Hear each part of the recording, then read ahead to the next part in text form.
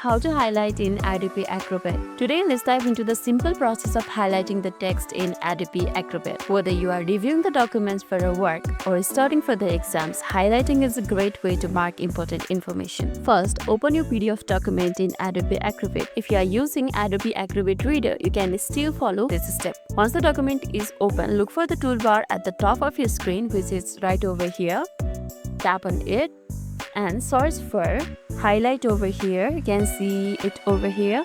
Tap on it and that will open up this type of arrow or indication, whatever you say. And now what you have to do is simply select the text that you want to highlight. For example, I want to highlight this warm welcome to all. Simply select them and tada, your text is highlighted. You can even customize the color of highlight from here. Simply tap on it and select the color that you want for the highlight. For example, I want this one. Simply tap on it, then let's do this one and done. That's it. Highlighting in Adobe Acrobat is a straightforward way to keep track of essential points in your document. Now you can easily revisit these critical pieces of your information whenever you need them. That's all for today's video, and if this video made your day a little bit easier, don't forget to like and subscribe for more amazing tips. Thanks for watching and see you in the next video.